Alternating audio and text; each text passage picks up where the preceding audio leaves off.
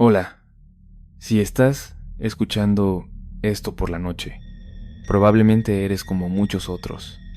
El mundo se siente diferente cuando los sonidos habituales desaparecen. Este no es el tipo de video que deja sonando de fondo, y tampoco es una historia para oír completamente a solas, pero aún así sigues aquí. La noche tiene sonidos que no existen durante el día, no porque desaparezcan, sino porque solo cuando todo calla somos capaces de notarlos. Hay historias que nadie se atreve a contar a la luz del sol, no porque sean demasiado aterradoras, sino porque quien las vivió no está seguro de poder dormir después de recordarlas. Lo que estás a punto de escuchar no es una leyenda urbana, ni un relato adornado para impresionar. Son cosas que ocurrieron en lugares muy normales, a personas que pensaban tener una vida tan común como la tuya. Así que revisa la puerta detrás de ti, baja un poco la luz, y si hay alguien a tu lado, mejor que se quede, porque tal vez eso que los aterrorizó aquella vez nunca desapareció. Solo está esperando a otra persona que vuelva a escuchar esta historia.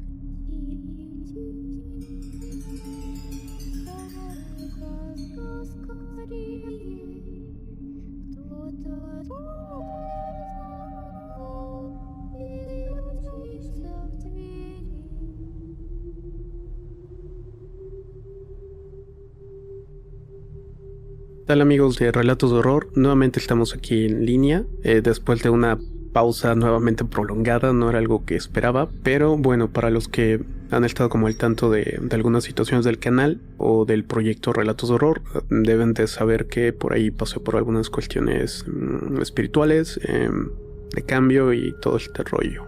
Sobre todo el rollo de energías y este tipo de situaciones que algunas personas pueden llegar a conocer. Pero bueno, vamos a tratar de retomar el ritmo del canal. Como algunos saben, algunas secciones no están ya presentes, como Radio Macabra y el Horrorcast, el cual está de manera independiente en el proyecto de Eduardo Liñán. Y con la continuidad de las historias que venían siendo de manera diaria, en este caso van a ser un poco más prolongadas. Voy a tratar de sacar temas o recopilaciones, pero les pido paciencia y tiempo porque ha sido todo un rollo todo esto que ando pasando. No es para mal, pero sí tienen sus inconvenientes por ahí que tienes que estar arreglando por andar ahí curioseando de más. Y ahora, aprovechando que el último tema que se vio en el canal fue un charlas de horror hablando del Krampus en teoría y terminamos hablando de gatos mágicos, esta recopilación trata justamente acerca de gatos. Son una serie de relatos, espero que salga todo un video completo de ellos, o si no, va a ser compuesto por dos partes. Espero que sea de su agrado y sigan escuchándonos y hagan sus recomendaciones de qué les gustaría escuchar. Nunca fui muy creyente. No digo que haya cosas entre comillas que no entendemos, pero uno aprende a no pensar demasiado en eso, sobre todo cuando trabajas de noche. Soy velador y si algo he aprendido en estos años es que el miedo más que en los muertos, creo que habita en la mente de los vivos. Hace unos años me tocó cuidar un panteón pequeño, uno de esos que parecen de pueblo con bardas bajas y caminos de tierra que se abren entre cruces torcidas. Estaba a las afueras de la ciudad, en Puebla, aunque prefiero no decir el nombre exacto. Y aunque al principio lo vi como un trabajo tranquilo, pronto me di cuenta de que las noches en los cementerios tienen su propio ritmo, por así decirlo. Durante los primeros días todo marchaba bien. Mi rutina era sencilla. Llegaba al atardecer, daba una vuelta, encendía las luces del pasillo central y me quedaba sentado cerca del portón. Tenía una radio y mi termo de café. Pero hubo una noche que marcó un antes y un después. Esa tarde había enterrado a una muchacha joven. Dicen que había fallecido repentinamente por una causa del corazón. El velorio fue en la casa, pero el entierro fue al anochecer.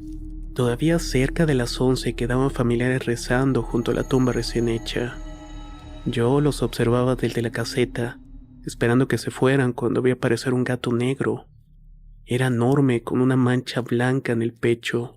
Caminaba despacio como si conociera el camino de memoria y se detuvo justamente frente a la cruz. Pensé que era uno de los tantos gatos que rondan los panteones, pero este tenía algo distinto. No huía de las personas, al contrario, se acercaba y parecía observarlas. Una señora que después supe que era tía de la difunta, lo señaló con el rosario en la mano y dijo que no se acercara más. «Es de mal agüero», murmuró. El resto la ignoró, pero el gato no. Se giró, la miró directamente y soltó un maullido grave, ronco, tan prolongado que pareció una palabra. Alguien se rió nerviosamente y lo espantó con una piedra. El animal se fue, pero no corriendo.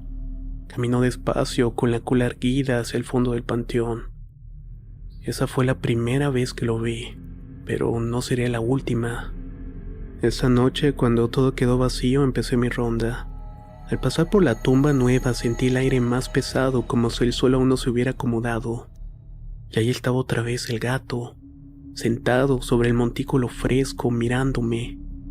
Tenía los ojos medio cerrados, brillantes, y de pronto, esto se los juro, el gato habló. No fue un maullido normal, fue una voz rasposa, humana, casi un susurro. «Leche». Me quedé helado. Pensé que lo había imaginado, pero el sonido fue tan claro que hasta miré alrededor buscando si alguien más lo había escuchado, pero el gato no se movió. Repetí en voz baja, ¿Qué dijiste? Y él, sin apartar la mirada, volvió a maullar o a decir lo mismo. «Leche». No sé por qué, pero di un paso atrás. Lo único que se me ocurrió fue hacer la señal de la cruz, ya que soy católico. El gato bajó la cabeza, caminó en círculo sobre la tumba y desapareció entre los cipreses. A la mañana siguiente le conté al encargado y se rió. «Ah, ya te topaste el de pecho blanco», me dijo. «Dicen que viene cuando hay velorio sin rezar completo. Nomás déjale un poco de leche y verás que no vuelve». No le creí, pero algo en su tono me hizo pensar de que no era broma. Esa noche llevé una taza de leche y la dejé en la tumba. El gato no apareció, pero al día siguiente la taza estaba vacía. Pasaron un par de días y el trabajo seguía igual hasta que comenzó a haber algunos problemas, cosas fuera de lugar, floreros rotos, cruces torcidas. Algunos visitantes se quejaban de que escuchaban maullidos entre las tumbas, pero cuando salían a buscar no había nada. Una vez, una familia que llegó a visitar a un difunto en la madrugada juró haber visto un gato rezando. Lo contaron así con toda seriedad, que el animal se sentaba frente a una lápida y movía la cabeza como si estuviera murmurando algo, aunque no lo escucharon tan bien. Uno de ellos grabó en su celular, pero cuando quiso reproducir el video solo se escuchaban murmullos y un ruido grave, como si el viento estuviera hablando en otro idioma. No estuve tanto tiempo en ese trabajo, tal vez un par de meses más y listo. Alcancé a ver al gato en alguna otra ocasión y ya. Eso sí, le dejé una taza de leche antes de irme. Dicen que en algunos lugares del sur, cuando un gato negro aparece durante un velorio, hay que ofrecerle leche para que el alma del difunto tenga paz. Si no lo haces, el gato se la lleva. No el cuerpo, no el nombre, el alma. Yo no sé si sea cierto, pero desde aquella noche, cuando escucho maullar en la oscuridad, no espanto al animal. Solamente los dejo pasar, porque aprendí que hay guardianes que no usan sotana ni alas, sino garras y ojos que ven más allá de los vivos.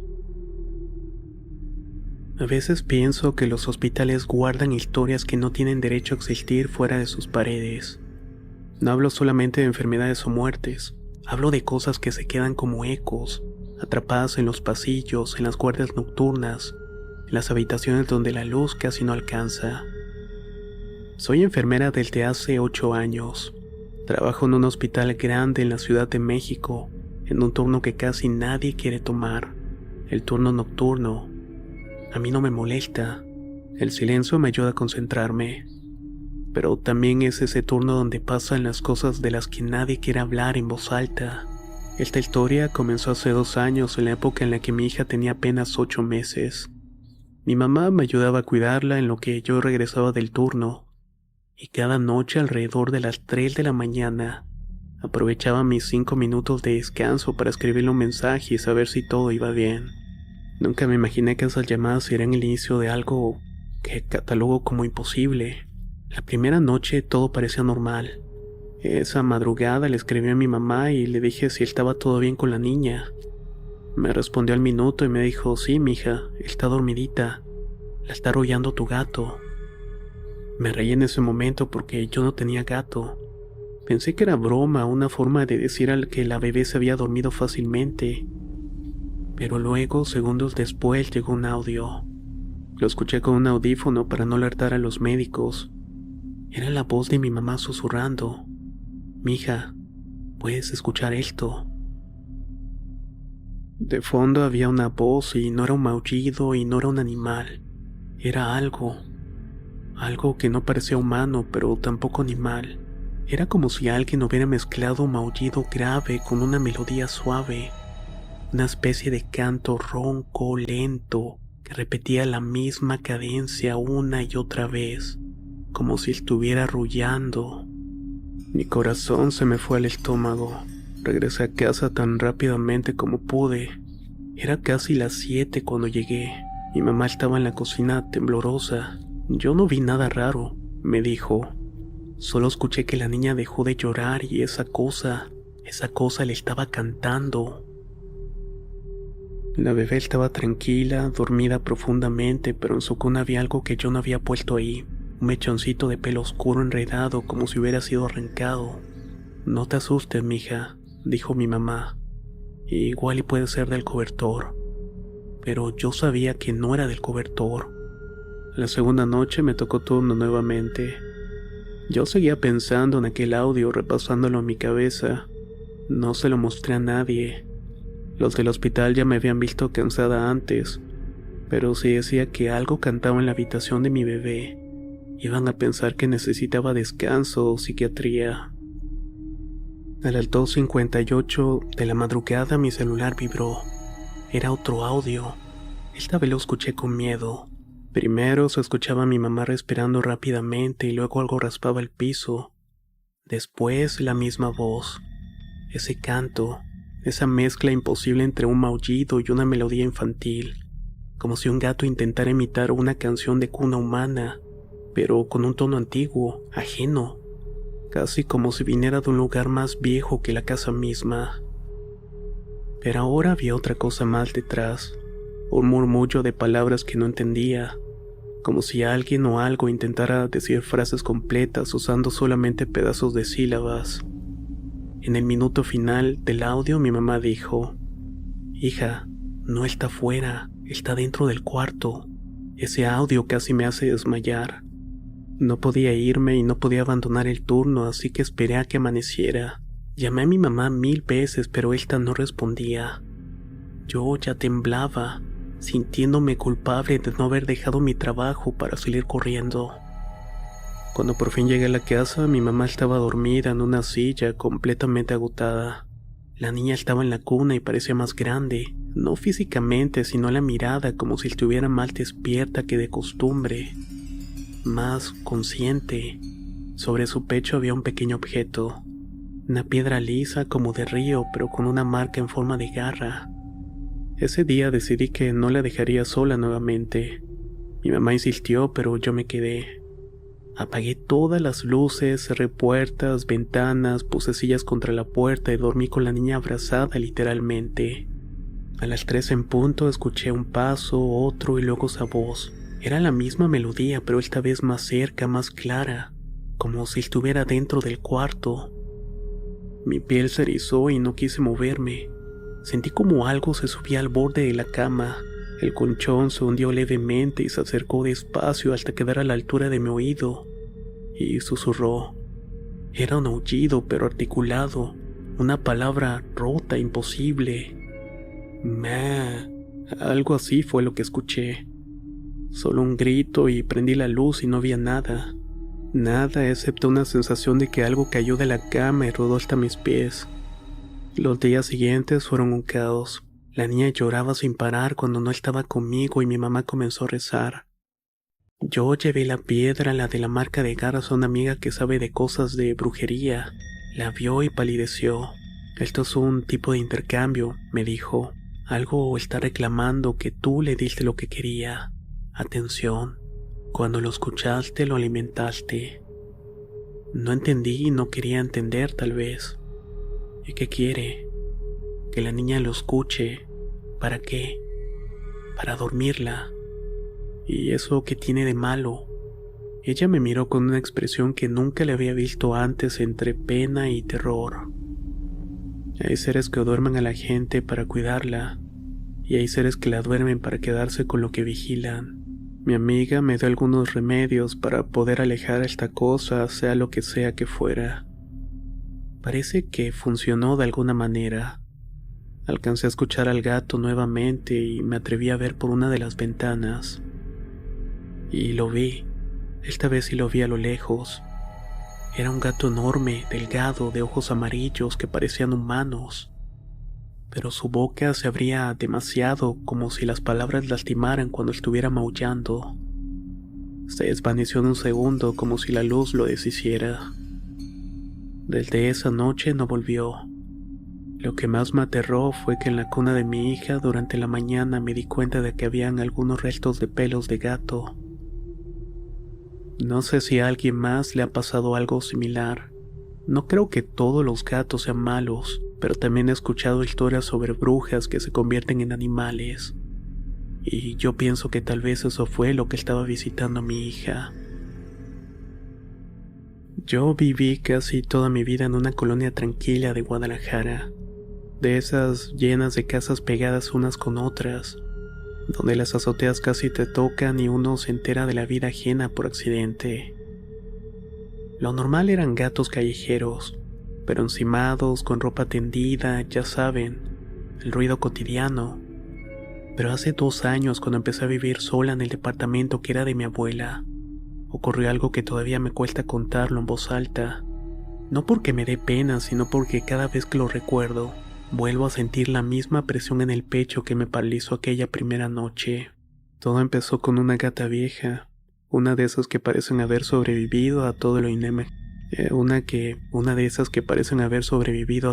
imaginable. Era delgada, de pelaje gris sucio. Tenía algo que nunca había visto en un animal: la cola partida en 2. Yo no sabía que eso tenía un significado en el folclore japonés. Nekomata, una criatura que aprende a imitar voces humanas y manipula fuego. Pero en ese momento para mí solamente era una gata fea y algo inquietante. La primera vez que la vi fue una madrugada cuando subí a la azotea a recoger ropa que había dejado tendida.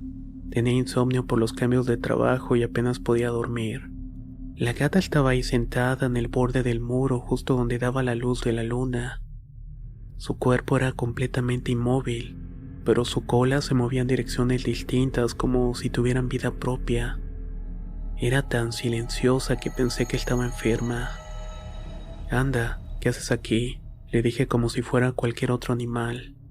La gata giró la cabeza muy despacio y en lugar de maullar imitó un sonido humano, un gemido parecido a un largo y gutural. Me congelé porque no era normal y no era un maullido disfrazado. Era un intento torpe de lenguaje. Retrocedí 3 pasos sin quitar la vista de encima. La gata no se movió y no hizo un ademán de atacarme ni nada por el estilo. Solo se quedó ahí viéndome directamente, como si estuviera esperando una respuesta. Bajé corriendo las escaleras y cerré la puerta de la azotea con seguro. Esa noche casi no dormí. Pasaron 2 días sin señal de ella hasta que un sábado escuché a la vecina gritando: «Oigan, ¿quién está llamando a mi hija desde la azotea?». La niña de la vecina estaba como siempre jugando con su muñeca, pero la vecina juraba que alguien le había dicho su nombre desde arriba, con la misma voz de ella, como si se hubiera escuchado a sí misma llamándola. Subimos juntas para revisar y la azotea estaba vacía. No había nadie, pero pudimos ver en el polvo las huellas de un gato grande. Pudimos ver en unas marcas de agua las huellas de un gato grande, demasiado grande para ser de un gato callejero normal. No dije nada y no quería pensar que estaba loca. Esa misma noche volví a escuchar sonidos arriba. Parecían uñas rasgando el concreto. Pero lo que me puso los pelos de punta fue lo que vino después. Una voz idéntica a la de mi hermana menor diciendo mi nombre. Ana, Ana, ven. Mi hermana vive en Monterrey y no había forma de que estuviera ahí. Subí pensando que quizás alguien se había colado. Cuando abrí la puerta me llegó un olor extraño como incienso apagado mezclado con quemado, algo carbonizado. La gata estaba en el centro de la azotea y les juro que estaba frente al boiler que tenía la flama prendida. Ana. Volví a imitar o a intentar imitar la voz. Fue un intento torpe, como si estuviera usando mis cuerdas vocales sin saber manejarlas. Me quedé paralizada. La gata giró sus dos colas como si hubiera viento alrededor de ellas. Después dio un salto hacia una barda y se perdió entre las sombras. A partir de esa noche las cosas se pusieron raras, rarísimas diría. Escuchaba ruidos por la madrugada, sombras cruzando la azotea, objetos movidos y olor a quemado sin razón aparente. Pero lo peor vino una madrugada en la que escuché algo totalmente imposible. Era una voz masculina imitada con torpeza, como cuando un niño intenta imitar a un adulto diciendo, ábreme. Yo estaba sola, no tenía visitas, no tenía pareja y tampoco tenía amigos cercanos. La voz estaba del otro lado de la puerta de la azotea. En ese momento me di cuenta de que fuera lo que estaba ahí sabía imitar voces, pero sin entenderlas del todo, como si aprendiera escuchándonos. Me acordé que mi abuela alguna vez dijo que habían cosas que vivían en las azoteas de las colonias viejas, pero nunca imaginé que pasaría eso. Desesperada le conté a mi tía que sabe de cosas de supersticiones. Me preguntó si la gata tenía alguna marca y le dije que tenía la cola partida en dos. Ahí fue cuando me contó lo de los Necomata. Eso no es un gato, es un recogedor de almas cansadas. Una cosa vieja que se queda en las casas que han tenido demasiadas peleas, demasiadas lágrimas. Y tú vivías con tu abuela. Tu casa está llena de recuerdos fuertes. Esas criaturas a veces imitan voces para llamar a alguien específico. No siempre son malignas, pero sí peligrosas. Buscan energía que absorber. Ese mismo día compramos un par de cosas en una tienda esotérica que está en el centro de Guadalajara, donde antes era la pizzería del Perro Negro. Compramos el atado de hierbas y algunas otras cuantas cosas. La dueña del local nos explicó muy amablemente para qué servía y qué podíamos hacer para alejar las malas vibras. Con esto en mano, ese mismo día hice la limpia improvisada en la casa. Afortunadamente, después de todo esto, no ha pasado nada raro. Han pasado 8 meses desde esta experiencia, y espero que esa energía no vuelva más por acá. Lo más curioso fue que cuando estuve en este local esotérico, había un pequeño gato negro por ahí. Se me quedó mirando de una manera extraña, no de una manera mala, sino como con cierta curiosidad. Su mirada era distinta. Incluso podría decir que se trataba de algún tipo de gato mágico o algo parecido. Aunque, quién sabe. Nunca pensé que heredar la casa de mi abuelo sería algo más pesado que consuelo. Cuando me llamó el notario creí que será una bendición, una oportunidad para empezar de nuevo con mi esposa en Querétaro, lejos de deudas y la mala racha que habíamos cargado desde hacía años. La casa estaba en una colonia vieja, tranquila, de esas donde todavía hay banquetas anchas, faros amarillos y árboles que se inclinan sobre la calle. Era una construcción antigua, por lo menos de los años 50, 60, con un zaguán de hierro y un olor particular a madera guardada. Los vecinos nos recibieron bien, aunque en un comentario que en ese momento pasé por alto: ándele joven, qué bueno que ya habrá gente viviendo ahí. Esa casa no debe estar sola tanto tiempo. Yo solamente sonreí. Mi error fue entrar sin respetar el silencio que esas paredes guardaban. La primera semana fue de acomodarnos. Cajas, muebles, la emoción de estrenar un espacio que, aunque viejo, tenía una calidez rara. Pero había un cuarto que evitábamos. el cuarto del fondo, el que alguna vez fue una biblioteca de mi abuelo. Tenía un armario empotrado grande de madera oscura que ocupaba casi toda la pared. Las puertas estaban talladas con diseños que no reconocía, espirales, líneas que parecían runas y figuras que me recordaban gatos estilizados. Lo abrí la primera vez por curiosidad y olía a polvo y algo más, algo dulce como incienso viejo. En la repisa superior habían cuadernos forrados con tela gris, una pluma estilográfica y una nota escrita en tinta casi marrón. No lo despiertes si no estás dispuesto a escucharlo. Me reí. Pensé que era parte de las excentricidades de mi abuelo.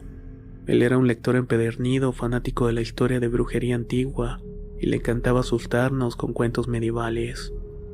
Pero esa frase no era un cuento. La primera noche que escuché algo pensé que era un animal atrapado. Rasguños suaves, regulares, detrás de madera vieja. Era un rascado lento, repetitivo que venía desde el armario. No como el de un ratón, era más deliberado, más controlado, como si algo se asegurara de que yo la escuchara. Me acerqué y puse la mano sobre la madera y los rasguños se detuvieron. Ha de ser un gato del edificio de al lado, me dije. El primer error, explicarlo. El segundo, ignorarlo. A la mañana siguiente, mi esposa me contó que había soñado con un gato gris viejo con ojos amarillos sentado sobre su pecho, mirándola fijamente. Yo no le dije que mientras dormía escuché pasos pequeños en el pasillo, pasos que subían a la cama y bajaban sin dejar huella. La segunda noche lo escuché claramente y fue una respiración, no humana pero tampoco animal. Algo intermedio, como un ronroneo profundo que se modulaba en forma de palabra. Me levanté y fui al cuarto del fondo. La casa estaba silenciosa, pero el armario vibraba, como si algo al otro lado empujara suavemente la madera. «¿Hola?», pregunté sintiéndome estúpido. La respiración se detuvo. Luego escuché un susurro rasposo. «Abre». Retrocedí instintivamente y mi esposa me llamó desde el cuarto. La voz detrás del armario se rió y era una risa muy baja, como el crujido de hojas secas. Solamente apagué la luz y cerré la puerta. Como la cuarta noche fue lo que cambió todo. Mi esposa no podía dormir y yo tampoco. Había cierta tensión en la casa, un aire espeso, eléctrico. Cerca de las 3 de la mañana escuché la voz de mi esposa desde el cuarto del fondo. «Gerardo, ven por favor». Me levanté de golpe y ella no podía haber ido ahí. Estaba dormida junto a mí y la voz volvió a sonar. Era idéntica a la de ella, pero vacía, sin alma. «Gerardo, estoy aquí». Corrí al cuarto del fondo y prendí la luz y el armario estaba entreabierto y yo no lo había dejado así. Mi esposa seguía dormida y la casa estaba completamente cerrada. Y dentro del armario, sobre la repisa superior, había un gato gris enorme, con el pelaje sucio y enmarañado. Tenía los ojos amarillos como brasas apagadas. Pero lo que me dejó helado fue esto. Estaba sentado sobre los cuadernos como si estuviera leyendo. El gato abrió el hocico pero no maulló. No salió un ruido de su boca. Dijo mi nombre. Lo escuché en mi mente. «Gerardo, ven». Sentí que algo me tiraba hacia adelante como un mareo repentino, como si su voz tuviera un peso físico. Me agarré del marco de la puerta para no caer. El gato inclinó la cabeza y dijo con una voz que ahora era antigua, rasposa, casi humana, que escuché claramente dentro de mi cabeza. «Tu abuelo me escuchaba, tú también puedes». Cerré la puerta y la aseguré con una silla y desperté a mi esposa. Decidí evitar ese cuarto y lo dejé con llave. Los días siguientes fueron peores. Escuchábamos pasos detrás de las paredes y la sombra de algo cuadrúpedo se proyectaba bajo la puerta del fondo. Cada vez que pasaba por el pasillo, el aire olía a humedad y tinta vieja. Mi esposa comenzó a dormir con las manos apretadas y una mañana despertó con 3 marcas de garra en el antebrazo. La llevé al médico y dijo que podría ser una reacción nerviosa que quizás se había raspado mientras estaba durmiendo. Pero las marcas tenían la forma perfecta de un felino, solamente que demasiado grande para ser un gato común. Desesperado abrí los cuadernos del armario y el primero tenía una palabra repetida cientos de veces. Grimalkin. Lo busqué en internet y era un término antiguo para designar el familiar de una bruja. Un espíritu en forma de gato gris que acompaña hechiceros, mensajeros y guardianes de secretos. Mi abuelo sabía de esas cosas y creo que le había provocado que apareciera ahí. En las últimas páginas escribió: no es maligno, pero exige compañía. No le gusta la soledad. Y al final una advertencia: no le abras aunque llame por tu nombre. Eso marcó un antes y un después. Al día siguiente llamé a un sacerdote y no quise explicarle todo. Solo le dije que había algo en la casa que no estaba bien, rezamos, rocié agua bendita, mi esposa lloró en silencio. Pero cuando el sacerdote se acercó al cuarto del fondo, retrocedió un paso. Aquí se siente algo. No quise que explicara más y le pedí que cerrara el armario y que lo sellara con oración y él lo hizo. Puso un crucifijo sobre la puerta y esa noche terminamos durmiendo en un hotel. Al final decidimos mudarnos esa misma semana. Esa casa todavía está en venta en Querétaro. A veces la damos como Airbnb y bueno, de ahí sacamos un poco de ganancia. Pero a veces han habido quejas respecto a lo que pasa en la casa. Cuando eso pasa tenemos que hacer una devolución del dinero, ya que tampoco queremos ser calificados mal en la aplicación.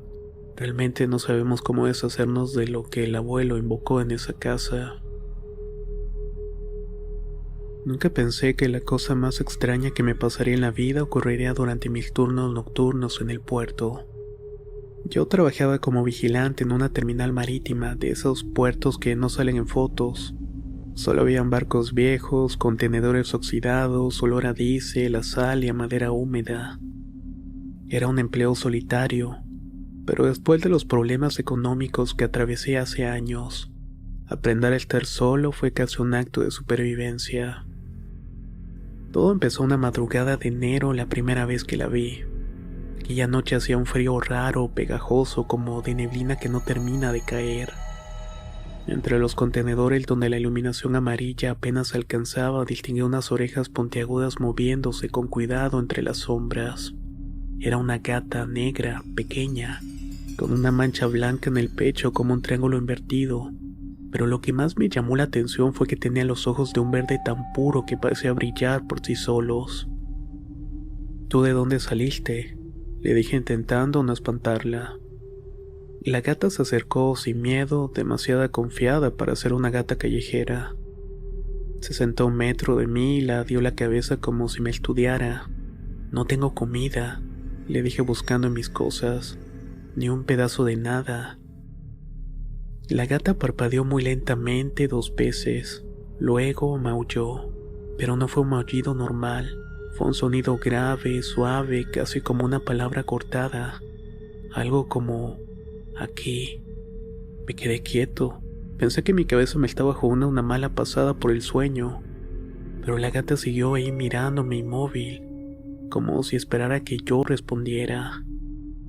Me dio miedo reconocerlo, así que me reí solo, me di la vuelta y seguí mi ronda. La gata me siguió a una distancia exacta, sin acercarse demasiado, sin alejarse del todo, como si tuviera un motivo. Esa fue la primera noche. La segunda, la gata ya me esperaba sentada junto a la caseta, mirando hacia la entrada del puerto. Empezó a hacerse la costumbre de verla cada madrugada. Se adelantaba donde yo iba, se sentaba en algún punto del camino y se quedaba quieta, casi como si marcara los lugares donde iba a pasar. A veces la encontraba sentada sobre una baranda mirando al mar y otras en lo alto de un contenedor observando algo que yo no podía ver. Un operador de grúa me dijo un día: ¿ya viste a la gata? Sí, todas las noches anda conmigo. Tenga cuidado, vigilante, los gatos del puerto no son gatos normales. ¿Y por qué dice eso? Porque escogen, y cuando escogen a uno siempre es por algo que uno no ve venir. Se fue sin explicar y me quedé con la frase rondándome en la cabeza. La cuarta noche pasó lo que me hizo tomarla en serio. Estaba revisando un corredor largo entre contenedores y la iluminación fallaba seguido ahí. Esa madrugada estaba completamente oscuro. Yo usaba la linterna para asegurarme de que no hubiera colados. De pronto escuché la voz de un hombre a unos metros, muy baja, muy lenta, como murmurando. «¡Hey, tú!». Me giré con la linterna, pero no había nadie. Solo la gata a mitad del pasillo, erizada, con la cola baja, mirando detrás de mí. Me giré otra vez y nada. La gata soltó un sonido que nunca le había escuchado, un gruñido grave como si viniera de un pecho mucho más grande que el suyo. Retrocedió 2 pasos y luego corrió hacia mí rozándome la pierna con fuerza. Ahí lo escuché. Detrás del contenedor eran pasos lentos, pesados, como si alguien descalzo caminara sobre lámina metálica. Me acerqué con la linterna temblando y cuando iluminé la esquina escuché un golpe seco, un clank, y la lámpara de arriba parpadeó. La gata saltó frente a mí, se arqueó el lomo y bufó hacia la oscuridad. Yo no soy supersticioso, pero ese sonido, ese viento frío que salió del rincón como un susurro me obligó a retroceder. Marqué por radio y no contestó nadie. En ese momento me di cuenta que mi radio estaba apagado y yo no lo había apagado. Con los nervios de punta terminé la ronda y regresé a la caseta con la gata siguiéndome. No me dejó en toda la noche. La historia de esta gata me la contó un viejo mecánico del puerto, de esos que ya tiene más tiempo sentados que trabajando. A esa gata le dicen la del puerto. ¿Y por qué? Porque no tiene dueño y porque no es nueva. ¿Cómo que no es nueva? Tiene más años que usted, yo trabajando aquí. Solamente me reí y él me miró en serio. No, de veras. Esa gata aparece desde que yo era aprendiz y siempre es la misma mancha blanca, los mismos ojitos verdes. Imposible, le dije. Lo mismo pensé yo, hasta que supe la historia completa. Me ofreció un cigarrillo y yo no fumo, pero lo acepté solamente para escucharlo. Dicen que hace muchos años vivía por aquí una joven que trabajaba limpiando barcos. Le decían Marisa. ¿Y qué pasó? Se enamoró de un marinero que le dejó esperando, como tantos casos. Sí, pero ella no lo toleró. Se tiró al agua en la parte más profunda del muelle. Me quedé en silencio. El mecánico entonces continuó. Su gata la buscó por semanas. La gente de aquí la veía llorar sin llorar. Dicen que se quedaba mirando al mar tiesa, sin comer y entonces la gata desapareció una noche. ¿Murió? No, ahí está. ¿Cómo? Según cuenta, la gata siguió a Marisa, pero regresó. Como si le hubieran mandado. Como si hubieran traído un mensaje. ¿Y qué clase de mensaje? Advertencias. A algunos hombres les ha salvado la vida en accidentes. A otros los ha alejado de zonas donde luego hubo problemas. Y a muchos les avisa de algo que venía. Me quedé helado. ¿Y a mí qué me quería avisar? El mecánico me respondió sin dudar. Tal vez algo que usted no quería ver. La respuesta me llegó 2 noches después de esto.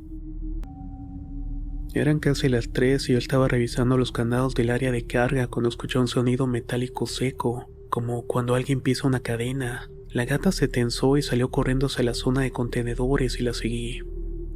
Había un olor fuerte a sal y a madera podrida.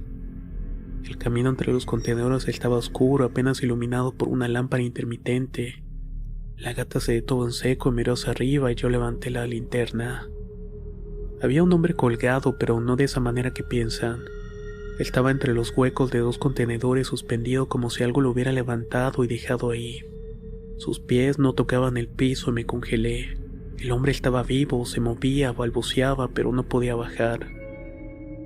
Corrí a ayudarlo y era un operador que había estado bebiendo durante su turno. Se había quedado dormido entre los contenedores y un movimiento inesperado de grúa había dejado su cuerpo atrapado en una posición imposible. Apenas podía respirar. Logré bajarlo con ayuda de otro vigilante y lo llevaron al hospital.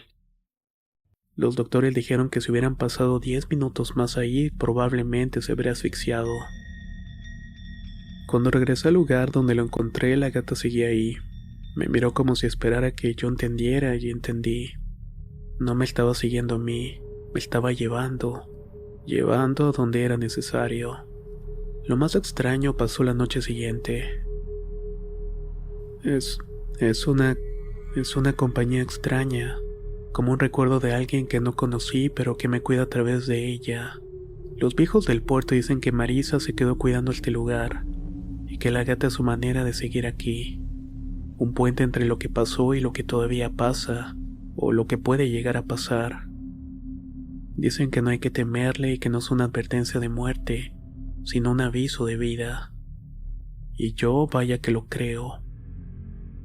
Porque desde que la conocí no he vuelto a estar realmente solo en mis turnos. Cada madrugada, cuando el viento huele al mar y el puerto está en silencio, alcanzo a escuchar un maullido suave que viene desde los contenedores. No pide comida, no pide caricias. Solo me recuerda que alguien en algún lugar en este mundo y otro sigue velando por nosotros. Una mujer que se perdió en el agua y su gata es la guardiana del puerto.